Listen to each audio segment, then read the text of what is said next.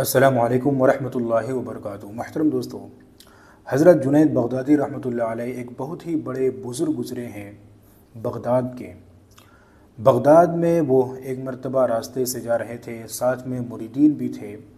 جب ایک راستے میں بیچ چوراہے پر پہنچتے ہیں تو وہاں پر دیکھتے ہیں کہ ایک شخص کو سولی پر لٹکا دیا گیا ہے، جس کا ایک ہاتھ بھی کٹا ہوا ہے اور دوسرا پیر بھی کٹا ہوا ہے۔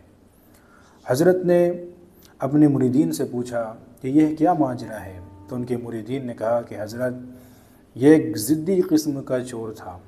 جب یہ پہلی مرتبہ چوری کرتا ہوا پکڑا گیا تو اس کے ایک ہاتھ کو کاٹ دیا گیا، لیکن وہ اس پر بھی باز نہیں آیا اور وہ شخص دوبارہ چوری کرتا ہوا پکڑا گیا۔ جب دوبارہ چوری کرتا ہوا پکڑا گیا تو حکومت نے اس کے ایک پیر کو بھی کاٹ دیا، یہاں تک کہ وہ شخص اس پر بھی باز نہیں آیا اور وہ دوبارہ چوری کرتا ہوا پکڑا گیا۔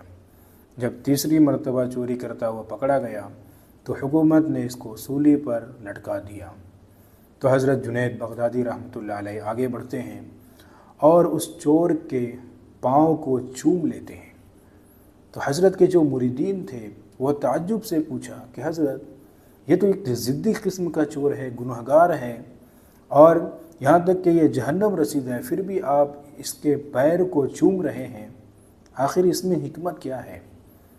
تو حضرت جنید بغدادی رحمۃ اللہ علیہ نے فرمایا کہ بے شک یہ ضدی قسم کا چور تھا، پہلی مرتبہ چوری کرتا ہوا پکڑا گیا، اس کو سزا دی گئی، لیکن پھر بھی یہ اپنے چوری کے کام میں مصروف رہا، دوبارہ چوری کیا۔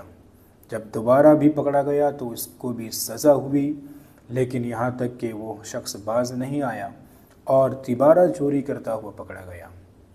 اس سے یہ پتہ چلا کہ اس شخص کے اندر ایک وصف ہے، ایک خوبی ہے، اور وہ خوبی ہے استقامت، مستقل مزاجی، یعنی کسی کام کو لگاتار کرنا، اور میں اسی خوبی کی وجہ سے اس کا پاؤں چوما ہوں۔ یہ بات الگ ہے کہ اس خوبی کا استعمال اس نے غلط طریقے سے کیا۔ اگر اس خوبی کا استعمال یہ صحیح جگہ پر اور صحیح کام میں کرتا تو یقیناً یہ بہت ہی بڑا متقی اور پرہیزگار بن سکتا تھا، لیکن اس شخص نے جو اس کے اندر خوبی تھی، مستقل مزاجی اور استقامت، اس کو غلط کام میں استعمال کیا۔ بہرحال لیکن اس کے اندر ایک خوبی تھی، استقامت، اسی وجہ سے میں اس کے پاؤں کو چوما ہوں۔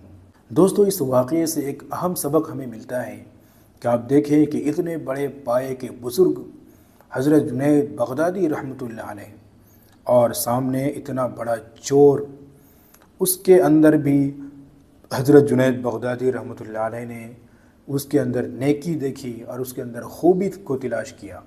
آپ نے اس کے گناہوں کی طرف نظر نہیں کی، آپ نے اس کی خوبی کو تلاش کیا، اگرچہ وہ خوبی ایک معمولی ہے، ایک ہی خوبی ہے، لیکن اس خوبی کی وجہ سے آپ نے اس کی قدر کی۔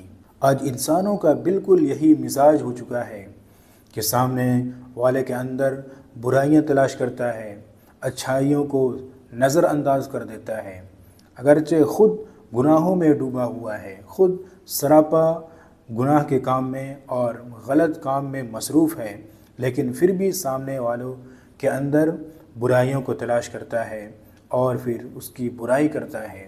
لہٰذا اس واقعے سے ہم یہ سبق لیں کہ دوسروں کے اندر برائیاں اور خامیاں تلاش کرنے کے بجائے ہم اس کے اندر کی خوبی دیکھیں، اس کے اندر کی نیکی دیکھیں، اور اسی ایک نیکی کی وجہ سے ہم اس کی قدر کریں، اس کی عزت کرنے والے بنیں۔